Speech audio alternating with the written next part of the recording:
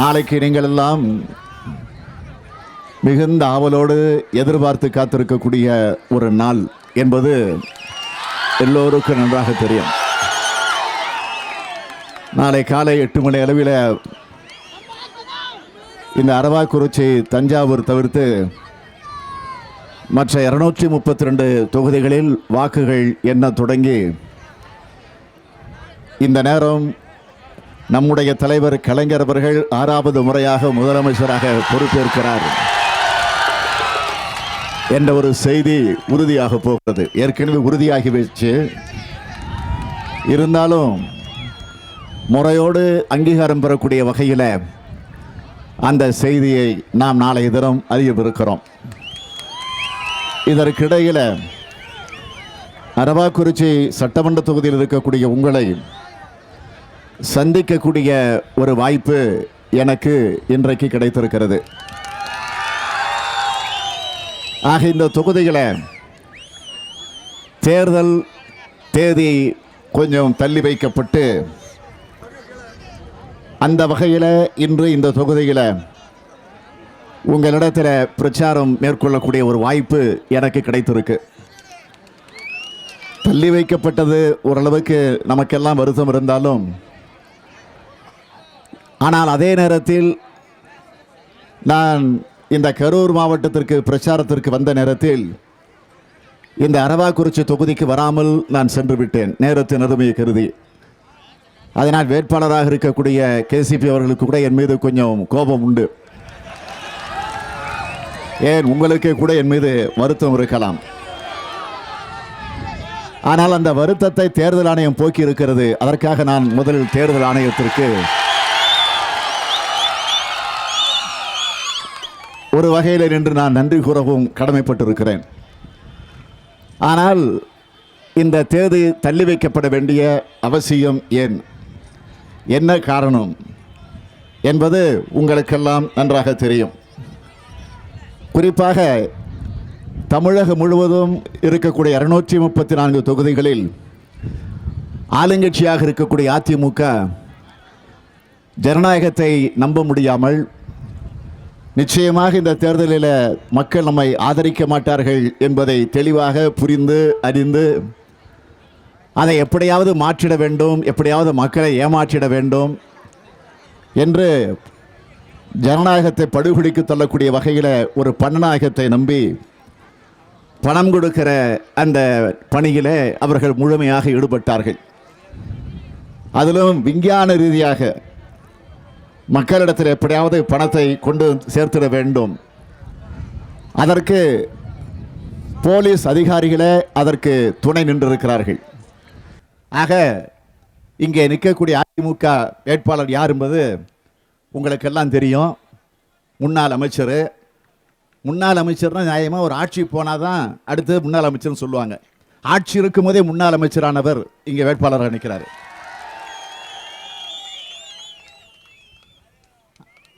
ஆக கேசிபிட்ட போய் நின்று நீ தோக்கணுங்கிறதுக்காகவே அவரை நிற்க வச்சிருக்கிறாங்க. அது உங்களுக்கு தெரியும். அது ஒரு கட்டம். ஏன் அவரை பதவியிலிருந்து நீக்கினாங்க? ஏற்கனவே பல முறை அமைச்சரவை மாற்றம் நடந்துச்சு. அப்பெல்லாம் இவரை நீக்கல. இப்போதான் கடைசி நிமிஷத்தில் அவர் நீக்கினாங்க. என்ன காரணம்னு கேட்டால், அவர் கொள்ளையடிச்சதை ஒழுங்காக போயஸ் தோட்டத்தில் கப்பங்கட்டுறதுல கணக்கு கொஞ்சம் இடிச்சுது. ஆகவே தான் அவரை அந்த பதவியிலிருந்து நீக்கினாங்க. அது மட்டும் இல்லை, நான் இன்னொரு கேள்வியும் கேட்குறேன். இப்போ கேசிபி ஏற்கனவே இதே தொகுதியில் நின்று உங்களால் வென்று சட்டமன்றம் சென்று உங்களுக்காக பணியாற்றியவர். ஆட்சியில் இல்லாத நேரத்திலும் உங்களுக்காக பல பிரச்சனைகளை தீர்த்து வைக்க உங்களோடு இருந்து பணியாற்றி இருக்கக்கூடியவர். ஆக அவரை மீண்டும் தலைவர் கலைஞர் அவர்கள் தேர்ந்தெடுத்து உங்களிடத்திலே ஒப்படைத்திருக்கிறார். நியாயமா இந்த அமைச்சர் ஏற்கனவே நின்ற தொகுதி எது? அங்கே தானே நின்று இருக்கணும். அங்கே தானே அவர்களுக்கு வாய்ப்பு கொடுத்துருக்கணும். அங்கே நின்றா போனி ஆகாது என்று தொகுதியை மாற்றி வராருன்னா அப்போ அங்கே ஒழுங்காக வேலை செய்யலன்னு தானே அர்த்தம். மக்கள் பிரச்சனை கவனிக்கலன்னு தானே அர்த்தம். ஆக அது ஒரு கட்டம். ஆனால் அதையெல்லாம் விட கோடி கோடியாக கொள்ளையடிச்சிட்டு ஒட்டுமொத்த கரூர் மாவட்டத்தையே தன்னுடைய தம்பி அவருடைய கட்டுப்பாட்டில் வச்சிருந்தார் என்பது உங்களுக்கு தெரியும். இதில் வர ஆள் கடத்தல் அதுவும் இருந்துச்சு, நிலாபகரிப்பு இருந்துச்சு. இந்த புகார்களுக்கெல்லாம் ஆளானவர் தான் அவர். அது மட்டும் இல்லை, அரசு பேருந்தில் ஜிஎஸ்பி கருவி உங்களுக்கு தெரியும். முதல்ல அந்த செய்தி டைம்ஸ் ஆஃப் இந்தியா பத்திரிகையில் தான் வந்துச்சு.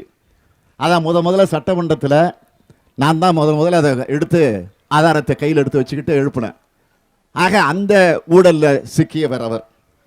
ஆக இப்படி பல்வேறு வகைகளில் கோடி கொடியாக கொள்ளையடித்தவர்கள் தான் இன்றைக்கு அதிமுகவினுடைய வேட்பாளராக இந்த தொகுதியில் நிறுத்தப்பட்டிருக்கிறார் என்பது உங்களுக்கு தெரியும். நாளைய தினம் ஓட்டுக்களை எண்ணி அதன் மூலமாக நாம் மிகப்பெரிய வெற்றியை பெற்று அதன் மூலமாக தலைவர் கலைஞர் அவர்கள் தமிழகத்தினுடைய முதலமைச்சராக பொறுப்பேற்ற நாளிலிருந்து இங்கு அறிவிக்கப்பட்டிருக்கக்கூடிய அத்தனை திட்டங்களையும் நிறைவேற்ற உறுதி எடுத்திருக்கிறோம். எனவே இந்த உறுதிமொழிகள் எல்லாம் காப்பாற்றப்பட வேண்டும் என்று சொன்னால் இந்த அரவாக்குறிச்சி தொகுதியில் நம்முடைய வேட்பாளராக உங்களிடத்தில் ஒப்படைக்கப்பட்டிருக்கக்கூடிய நம்முடைய கேசி பழனிசாமி அவர்களுக்கு நீங்கள் அத்தனை பேரும் உதயசூரியன் சின்னத்தில் ஆதரவு தந்து மாபெரும் வெற்றியை தேடித்தர வேண்டும் என்று உங்களை எல்லாம் நான் அன்போடு கேட்டுக்கொண்டு இந்த சிறப்பான வரவேற்பு தந்திருக்கக்கூடிய உங்களுக்கு என்னுடைய இதயமார்ந்த நன்றி.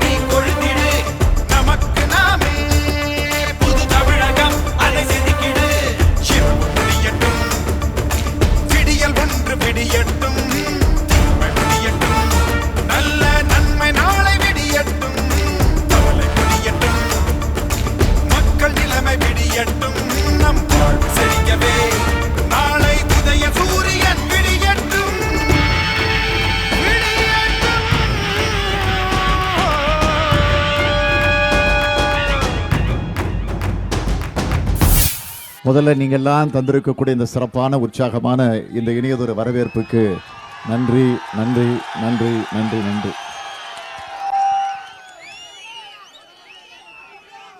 வருகிற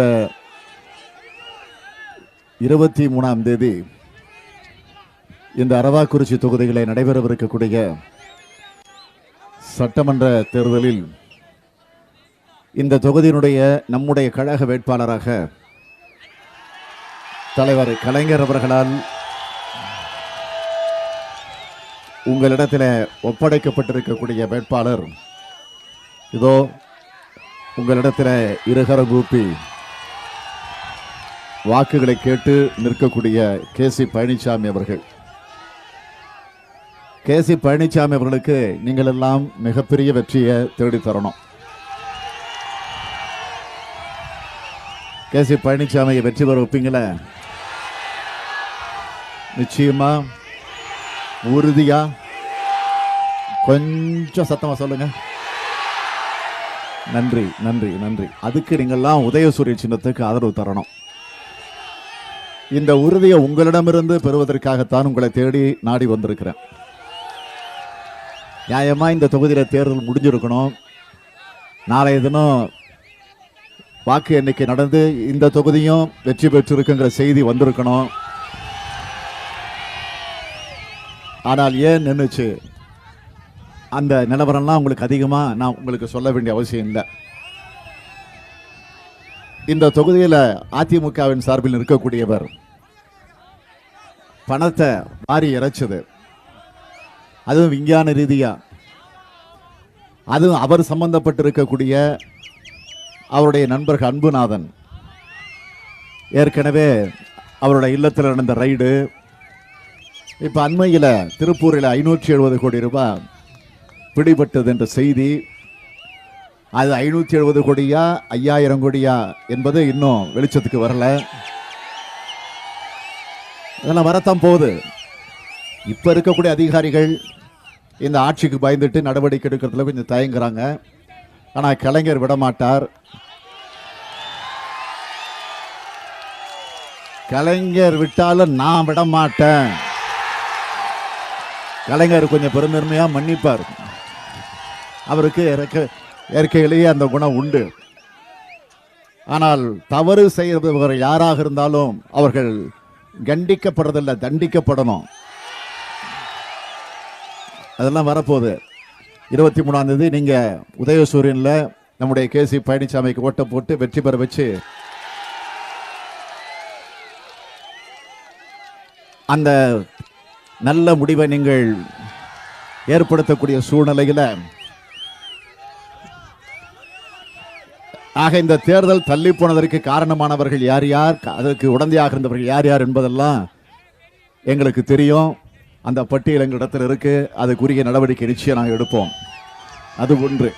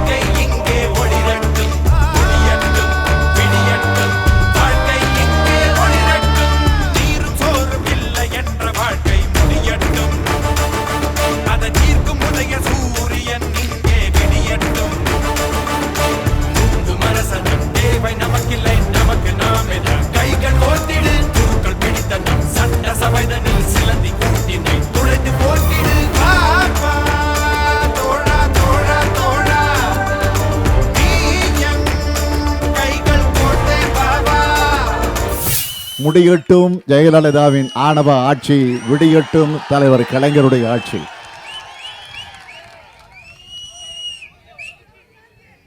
ஆகவே இந்த அரவாக்குறிச்சியினுடைய தேர்தல் தள்ளி போச்சுன்னு தெரியும் உங்களுக்கு. அதே தஞ்சாவூர்ல நடக்க வேண்டிய அந்த தேர்தலும் தள்ளி போயிருக்கு. 2 தொகுதியில, அதாவது இந்த 2 தொகுதியை பொறுத்த வரைக்கும் தேர்தல் ஆணையத்திற்கு ஓரளவுக்கு உண்மை தெரிஞ்சு, அது முழுசா இன்னும் தெரியல. ஏனென்றால் 570 கோடி தான் இன்னைக்கு வரைக்கும் கணக்கு பத்திரிகையில் வந்துகிட்டு இருக்கு. ஆனால் உள்ளபடியே பிடிச்சது விலை கட்டிங்கன்னா 5000 கோடியை தாண்டி இருக்குன்னு கணக்கு வந்துகிட்டு இருக்கு.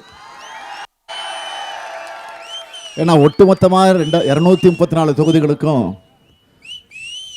ஜெயலலிதா ஆட்சியில் அடித்த கொள்ளைய, மக்களிடம் இருந்து வாங்கிய அந்த கொள்ளையடிச்ச பணத்தை, ஊழலை அவங்க தொகுதி வாரியாக பிரித்து அனுப்பிச்சு எவ்வளவோ என்னென்னமோ காரியங்கள் எல்லாம் செஞ்சுருக்கிறாங்க. விஞ்ஞான ரீதியாக படத்தை மக்களிடத்தில் சப்ளை பண்ணி எப்படியாவது மக்களை ஏமாற்ற நினைச்சிருக்கிறாங்க. மக்கள் எந்த காரணத்தை கொண்டும் ஏமாறப் போவதில்லை என்பதை இன்றைக்கு மக்கள் வெளிப்படுத்தி கொண்டிருக்கிறார்கள். ஆக இனி இந்த தமிழ்நாட்டை ஏமாற்ற முடியாது. எத்தனை காலந்தான் ஏமாற்றுவார் இந்த நாட்டிலே, சொந்த நாட்டிலே. சத்தியம் தவறாத உத்தமி போலவே நடிக்கிறார். நல்ல சமயம் பார்த்து கொள்ளையும் நல்லா அடிக்கிறார். இந்த தில்லுமுள்ளெல்லாம் இப்ப தெரிய போகுது, நாளைக்கு தெரிஞ்சிடும். கெட்டிக்காரியின் பொய்யும் புரட்டும் டக்குமுக்கிட்டுக்கு தாளம் 8 நாளில் தெரிஞ்சு போகும் டக்குமுக்கிட்டுக்கு தாளம். 8 நாள் இல்ல, விடிஞ்சா தெரிய போகுது டக்குமுக்கிட்டுக்கு தாளம். டக்கு முக்கு டக்கு முக்கு டக்கு முக்கு டக்கு முக்கு டக்கு முக்கு டக்கு முக்கு டக்கு. என்னமோ தெரியல, நான் இப்போ பாடகர் ஆகிட்டேன். அது ஜெயலலிதாவை நினைச்சா பாட்டு தானா வருது. இப்போ இந்த தேர்தல், இந்த அரவாக்குறிச்சி சட்டமன்ற தொகுதியில் நடக்க வேண்டிய இந்த தேர்தலை அன்புநாதன் வீட்டில் 4.77 கோடி ரூபாய், அதாவது அவங்க அஃபிஷியலாக பிடிச்சிருக்கிறாங்க. வெளியே வந்த செய்தி இது. ஆக இந்த பிரச்சனையை வந்த உடனே இந்த தொகுதியில் தேர்ந்தெடுக்கப்பட்ட எம்பி ஒருத்தர் இருக்கார் பாருங்க, நேராக கேரளா போயிட்டாரு. தேர்தல் கமிஷனரை பார்த்து தேவையில்லாத விஷயத்தில் தேர்தல் ஆணையம் தலையிடுதுன்னு தேர்தல் கமிஷன் இடத்துல போய், அங்கே தலைமை தேர்தல் கமிஷன் இடத்துல போய் கேரளாவில் திருவனந்தபுரம் வந்தப்போ அங்கே போய் சந்தித்து புகார் கொடுத்துருக்கிறாரு. நான் கேட்குறேன், இந்த தொகுதியில் ஜெயிச்சுட்டு போனதுக்கு பிறகு 2014 நின்று நாடாளுமன்ற தேர்தல் நின்று ஜெயிச்சுட்டு போனதுக்கு பிறகு என்னைக்காவது இங்கே வந்து உங்கள் குறைகளை வந்து கேட்டிருக்கிறாரா? தேர்தல் கமிஷனை புகார் சொல்றதுக்கு கேரளா போ தெரியுது. மக்களுடைய பிரச்சனையை பற்றி கேட்கறதுக்கு அவர் இந்த அரவாக்குறிச்சி தொகுதியில் இருக்கக்கூடிய சின்னதாராபுரம் பகுதிக்கு ஒரு நாள் வந்தது கிடையாது. ஆக தேர்தல் கமிஷன் எடுத்த நடவடிக்கை தப்புன்னு போய், அதுவும் இன்னைக்கு வந்து நாடாளுமன்றத்தில் துணை சபாநாயகர் இவர். ஆக சட்ட ரீதியாக அந்த பொறுப்பில் இருக்கக்கூடாது. அவருக்கு உள்ளபடியே வெக்கம், மானம், சூடு, சொர்ணம் இருந்தால் துணை சபாநாயகர் பதவியிலிருந்து அவர் ராஜினாமா செய்யணும். ஆக அந்த நிலையில் அது தேவையில்லை. ஏன்னா அவங்க தலைவி ஊழலே ஊறி போனவங்க. 4 வருஷம் ஜெயிலு, 100 கோடி ரூபாய் ஃபைனு, பதவியே போச்சு. தெரியும் ஜெயலலிதாவுக்கு. அந்தம்மா கதை அப்படி, இவர் கதை இப்படி. இதே கரூர் எம்பியாக, பாராளுமன்ற எம்பியாக நீங்கள் தேர்ந்தெடுத்ததுக்கு பிறகு பார்லிமெண்ட்டுக்கு போய் ஏதாவது இந்த தொகுதிக்கு ஏதாவது செஞ்சு காமிச்சிருக்காரா, இல்லை சாதிச்சிருக்கிறாரா? 2400 விவசாயிகள் தமிழ்நாட்டில் தற்கொலை செய்து கொண்டிருக்கிறாங்களே, அதை பற்றி என்னைக்காவது பாராளுமன்றத்தில் குரல் எழுப்புகிற முயற்சியில் ஈடுபட்டிருக்கிறாரா? விவசாயிகளுடைய பயிர்க்கடன் கிடைக்காம அவதிப்பட்டு பல பிரச்சனைகளை சிக்கி தவிச்சுக்கிட்டு இருக்கிறாங்க, அதுக்குரிய நடவடிக்கை எடுத்திருக்காங்க. விவசாயிகளுடைய டிராக்டரை வங்கிகள் வந்து ஜப்தி செஞ்சுட்டு போச்ச, அப்போ போய் அது குறித்து ஏதாவது நடவடிக்கை எடுத்திருக்கிறாரா? ஆனால் வாக்காளருக்கு பணம் கொடுக்கிறத கண்டுபிடிக்கிற தேர்தல் கமிஷன் மீது புகார் சொல்ல தலைமை தேர்தல் கமிஷனுக்கு போறக்கூடிய அளவுக்கு அவர் போயிருக்காரா தவிர, மக்களை பற்றியோ, நாட்டை பற்றியோ, இந்த தொகுதியை பற்றியோ, இந்த தொகுதியில் இருக்கக்கூடிய உங்களை பற்றியோ அவர் சிந்திக்கல. நான் இன்னும் கேட்குறேன், தேர்தல் நேரத்தில் அப்போ உங்களிடத்தில் வந்து ஓட்டு கேட்டப்போ அவர் எத்தனையோ உறுதிமொழி கொடுத்துருக்கலாம். பர்சனலாக கொடுத்த உறுதிமொழி ஒன்று உங்களுக்கு மறந்துருக்க மாட்டீங்க. அவர் ஒரு பொறியியல் கல்லூரி வச்சிருக்கிறார், தெரியுங்களா உங்களுக்கு? ஊரறிஞ்ச விஷயம், நாடறிஞ்ச விஷயம் அது. அவர் சொன்னார், என்ன நீங்கள் எம்பியாக தேர்ந்தெடுத்தீங்கன்னா என்னுடைய கல்லூரியில் மாணவர்களுக்கு இலவச கல்வி கொடுப்பேனார். யாருக்காவது ஒருத்தருக்காவது இலவச கல்வி இந்த தொகுதியில் இருக்கக்கூடிய உங்களுக்கு கொடுத்துருக்கிறாரா? தயவு செஞ்சு சொல்லுங்க. இருந்தா நான் அதை ஏற்றுக்கிறேன். கொடுத்துருக்கிறாரா? கிடையாது. ஆகவே இந்த நிலையில் ஜெயலலிதா ஏற்கனவே 2011 தேர்தல் நேரத்தில் 54 உறுதிமொழிகள் கொடுத்தாங்க. எம்பி எலெக்ஷன் நடந்தப்போ 46 உறுதிமொழிகளை கொடுத்தாங்க. அதுக்கு பிறகு 110ங்கிற விதியை பயன்படுத்தி ஏராளமான நூற்றுக்கணக்கான 200-300 உறுதிமொழிகளை சட்டமன்றத்திலே சொன்னாங்க. ஏதாவது ஒன்று காப்பாற்றப்பட்டிருக்கா? இல்லை.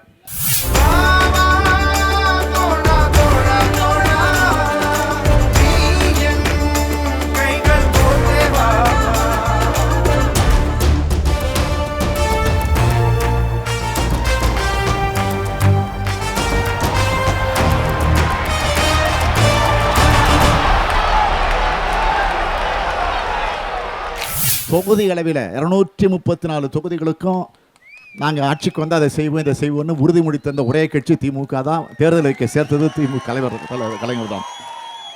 அதில் முக்கியமாக இந்த தொகுதியை பொறுத்த வரைக்கும் சொல்லணும்னா, அரவாக்குறிச்சி பேருந்து நிலையத்தை விரிவுபடுத்தி மேம்படுத்தப்படும் என்ற உறுதிமொழி, வேலைவாய்ப்பை ஏற்படுத்தக்கூடிய வகையில் தொழிற்சாலைகள் ஏற்படுத்த வேண்டும், முருங்கைக்காய் குளிர்வதன கிடங்கு அமைக்கப்படும், அரவாக்குறிச்சி அரசு மருத்துவமனை 24 மணி நேரமும் செயல்பட நடவடிக்கை எடுக்கப்படும், அரவாக்குறிச்சி தடா கோவில் அருகில் தேசிய நெடுஞ்சாலையில் அடிக்கடி விபத்துக்கள் ஏற்பட்டு உயிரிழப்புகளும் உடல் ஊனமானவர்கள் அதிகரிப்பதாக புகார் தொடர்ந்து வருவதால் இதற்கு தீர்வு காணும் வகையில் மேம்பாலம் அமைக்க நடவடிக்கை எடுக்கப்படும். அமராவதி பாசன திட்டம் நிறைவேற்றி தரப்படும். கடமடை பகுதி விவசாயிகளுக்கு முன்னுரிமை அளிக்கும் வகையில் தண்ணீரை திறக்க நடவடிக்கை எடுக்கப்படும். இதன் மூலம் கரூர் மாவட்டத்தில் இருக்கக்கூடிய 40,000 ஏக்கர் விவசாயிகள் நிச்சயமாக பயனடைவார்கள். திமுக ஆட்சி காலத்தில் கொண்டு வரப்பட்ட காவேரி கூட்டு குடிநீர் திட்டம் இந்த ஆட்சியிலே அது கிடப்பில் போடப்பட்டுச்சு. மீண்டும் திமுக ஆட்சிக்கு வந்தவுடனே அதை முழுமைப்படுத்தி வேகப்படுத்தி விரைவுபடுத்தி அதை முடித்து இங்கு இருக்கக்கூடிய குடிநீர் பிரச்சனையை முழுமையாக தீர்த்து வைக்கப்படும். ஆடு மாடு வளர்க்கும் விவசாயிகளின் நீண்ட நாள் கோரிக்கையான கால்நடை மருத்துவமனை அமைத்து தரப்படும். அமராவதி நதியின் துணை நதிகளாக இருக்கக்கூடிய தக்காஞ்சியாறு, நங்காஞ்சியாறு, குடமுருட்டியாறு அணைக்கட்டுகள் சீர்படுத்தப்பட்டு சீமை கருவேல் மரங்கள் அகற்றப்பட்டு ஏரிகள் தூர்வாரி பாசன நீர் விவசாயிகளுக்கு பயன்படும் வகையில் நடவடிக்கை எடுக்கப்படும். கணக்குப்பிள்ளை புதூர் அருகில் இருக்கக்கூடிய மதகு அணை தூர்வாரப்படும். பாளையத்திலிருந்து அரவக்குறிச்சி, பள்ளப்பட்டி, இடையக்கோட்டை வழியாக ஒட்டஞ்சத்திரத்துக்கு ரயில் பாதை ஏற்படுத்தி ரயில் சேவை தொடங்க நடவடிக்கை எடுக்கப்படும். இதெல்லாம் நான் தந்த உறுதிமொழி நினைச்சிட்டு இருக்காதீங்க. கலைஞர் தந்த உறுதிமொழி, வேற யாரோ தந்த உறுதிமொழி இல்லை, கலைஞர் தந்த உறுதிமொழி. ஏன் இதை அழுத்தம் திருத்தமாக சொல்றேன்னா, கலைஞர் சொன்னதை செய்வார், செய்வதை சொல்வார் என்பது உங்களுக்கு நன்றாக தெரியும்.